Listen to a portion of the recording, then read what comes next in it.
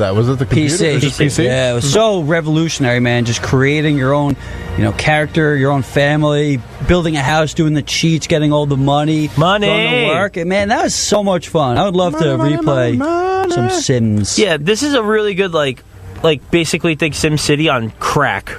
Nice. I love when they use that as an analogy. Yeah, like it gets intense. People they get mad. People want to try to leave, and you tell them if you leave you're gonna die, and then they leave, and you have to save them because they're gonna die. And there's a whole ton of twists and turns in the game. And there's 3 scenarios you can play through, which they take a long time to play. So it's at least 90 hours of playing. Nice. I love a long game. So it's a lot of fun. There's a good story. For your buck. Yeah, good story. Or if you want to ignore the story, you can do that too.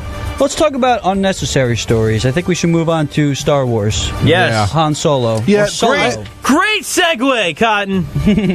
I really am... I'm really... Don't say hyped. No. Don't say hyped. Whatever the opposite of hyped is. You're gonna get jumped by me and Justin if you say that. I'm interested. I'll be seeing it opening night. Let's put it that way. I'm interested to see what they're going to do with it, but I wasn't sitting there who honestly cares about Han Solo's backstory? Hey, did you know point? that Chewbacca's 190 years old? Yeah. I was like, why? What kind of detail is that? And why would they put that in a scene? They put the scene on the internet. Wouldn't that be a big reveal that Chewbacca's really old and really knowledgeable? Yeah.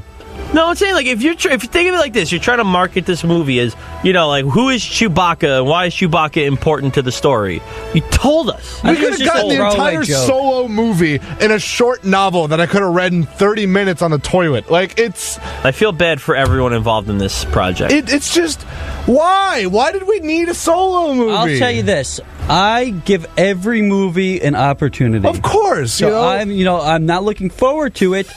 But if this ends up having, a 90% on Rotten Tomatoes and ends up being a good movie, I'm not going to automatically go, I hate it. I'll give it a chance. Of course. But it's something I'm not looking forward to. It's something that doesn't need to be made. Han Solo, a lot of characters are more interesting when you don't know their backstory. It's kind of I can imagine what their backstory is. I like to think. But to be explained Han Solo, he was abandoned as a kid and he was an orphan and then he was raised by Woody Harrelson's character. I don't need to know this.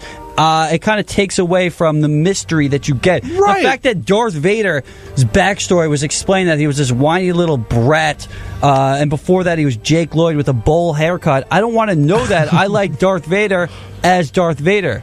I don't want to know anything about him before he was Darth Vader. Yeah, I was kind of hyped unless it was done right. You know what? With Han Solo, I feel like the entire charm of his character is that he could fudge his backstory every time he tells it. Exactly, it's like the Joker. That was his whole thing. Come on. Mm-hmm. That would have been so cool if they just left it ambiguous like that, because that leaves so many possibilities. And in every movie, I guess it's too late for that now.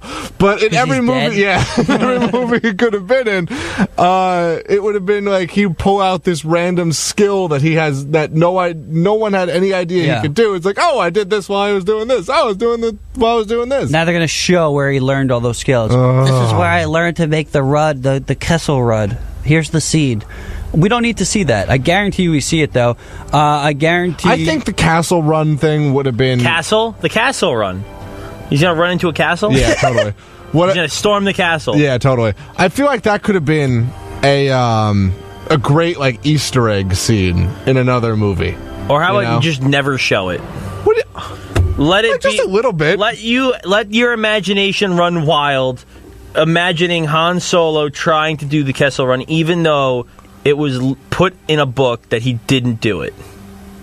I think that would have been cool anyway. He never said that I did the Kessel Run. He just said this ship did the Kessel Run, meaning that the Millennium Falcon did it. Yeah. He never said he did. So for all you know, he could have been on the ship. He could have been a stowaway. He could have been told about it afterwards. Could have been Lando. I bet you it ends up being a female. For some reason, actually, in the comic books from the extended universe, it was a female. It was a female smuggler. But this is going back years, though. This is going back 10 years. Before the women's movement? Yeah, this is 10 years ago they wrote Guarantee a woman is the ultimate It's Emilia hero. Clarke's character, probably. She's in this? Yep. God. Yep. She already ruined the Terminator franchise. Yeah. Do we need her to ruin this? Yeah. Whatever. I mean, Terminator's the been fact ruined that- for quite some time, The actually. fact that Solo exists, like the movie itself exists, I feel like that part of the lineage is ruined. Well, you want to hear what Howard said about this? Ron Todd Howard? No. Oh, yeah. Or Howard Stern. No. Oh, I invented Star Wars, Robin. Really? You did? Oh, yeah, Robin. What is he earning? I don't think we should do this. yeah, Robin. Yeah. I don't think we should do this. This is Bert we're going into pretty. Stern.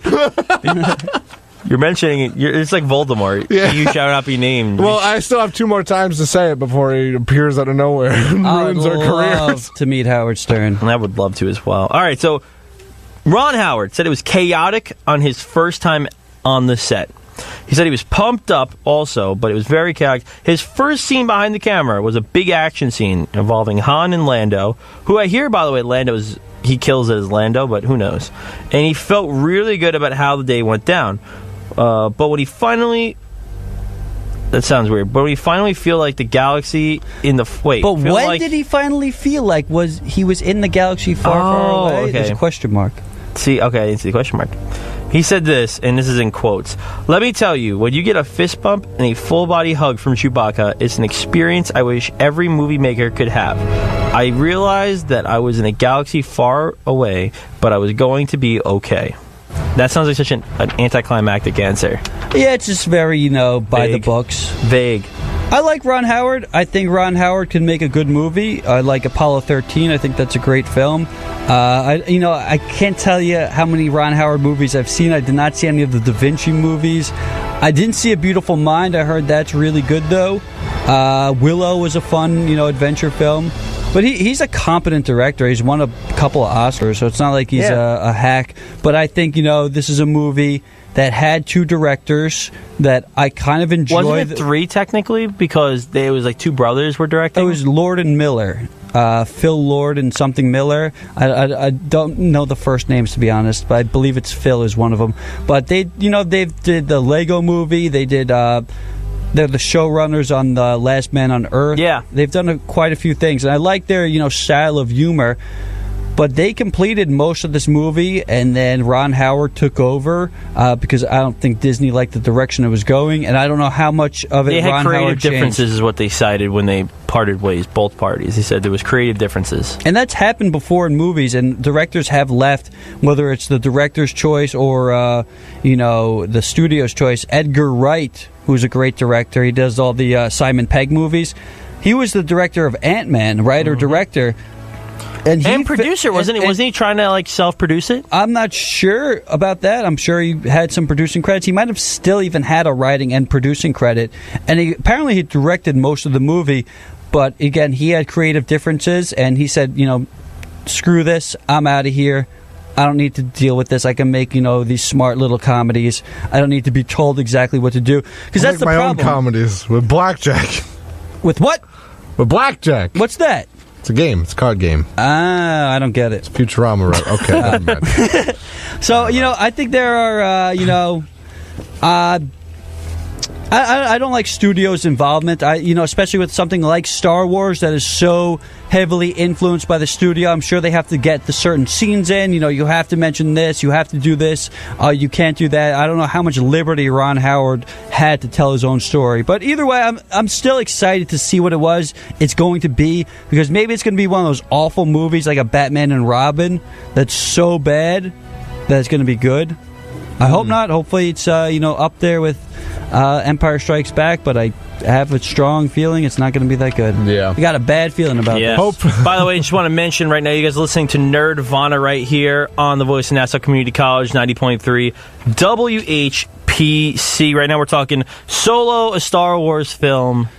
Is there anything else that's said about this? So advanced ticket sales for Solo Yes. went on sale on Star Wars Day, May 4th. Get it? Which, by the way, I'm very upset. I went to a Mets game. They didn't do anything Star Wars themed. And That's I think ridiculous. the Yankees did. Did They they did. give away Judge Star bobbleheads? Wars bobbles, yeah. I was very upset, and I was wearing a Star Wars shirt, feeling very proud of myself, and guy goes, who wears a Star Wars shirt to a baseball game? I'm like, Was that Sean? no, still, the guy, like the the clerk at the row, and I'm like, dude, it's Star Wars Day. Just because this stadium sucks does not mean I cannot enjoy. Citi Field's great. But how do you not do something Star Wars? They're doing something on Star Wars. They didn't. They did nothing. But not on Star Wars. They're doing something. They're doing Chewbacca like bobblehead. Chewbacca, Mr. Met as Han Solo. Yeah. For Han Solo the movie, but it was Star Wars Day. Who cares? Stupid. I do. I like Star Wars Day. Yeah. It's so corny. So May the 4th be with you. It's funny. Yeah. Now I get it. So they're saying that... Really? You didn't? Okay. I'm kidding. I was... So Justin, you're giving me agita. See, welcome. Yeah, how's it feel? How's it feel?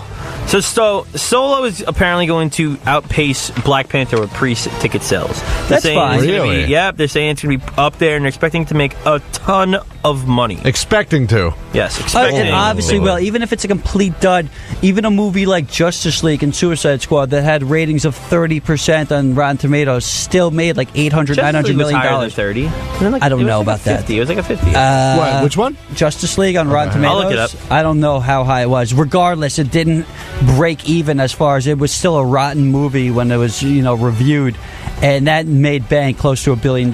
So it doesn't really matter what hype is behind movies. This is Star Wars. It's such an industry. Everybody talks about Star Wars. You got a 40%. Yeah, and better than 30. And what's the audience score? Audience score probably like a 50. No, I might be higher than 40. Let me get DC fans are stupid. Going. Oh my! Let's see. Hold on, popping it up now. The audience score was 75%. Yeah, because people are stupid. Yeah, well, people like stupid movies. It's true. Speaking of movies that made $1 billion, Infinity War, which we're going to get into full on in a second, momentarily, was the fastest movie to make $1 billion ever. And I'm not surprised. And they haven't even opened in China yet, which is the second biggest market. Yeah, but apparently, because I watched a bunch of videos on this, believe it or not, Marvel movies don't do too well in China. I don't know if it doesn't translate well there. Like a movie like Warcraft made like $250 million in China. Well, you know why?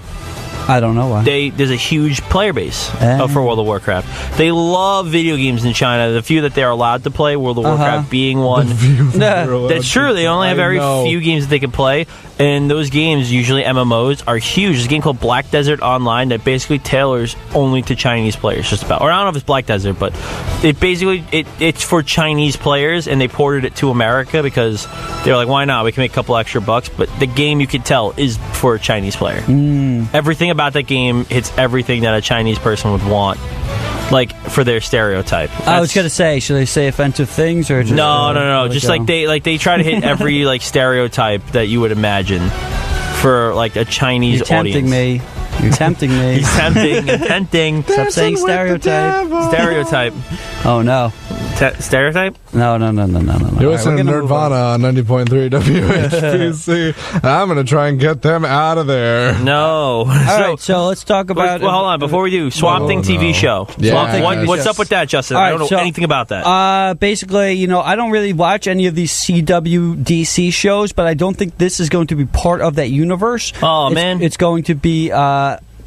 I don't know where it's going to be playing, but I don't think on CW. It's going to be produced by James Wan, who does a bunch of good stuff. He does all those Insidious horror movies.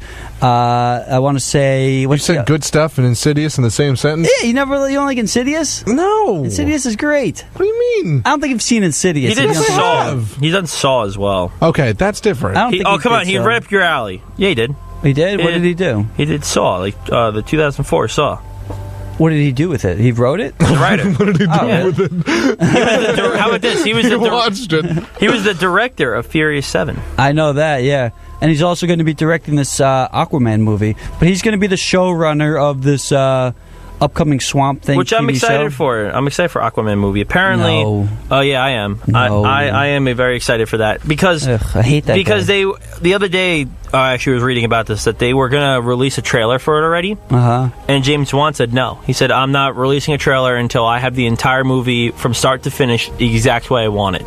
There'll be nothing released until I give it an okay. And apparently... They are fully behind him on this. So that's good. I'd like for DC to be behind their directors. As much as I hate Zack Snyder, they kind of, screwed him over with the whole Justice League thing. Yeah, well, apparently they're giving him as big a control as he needs. So he said he will not give any timetables, no trailers, nothing.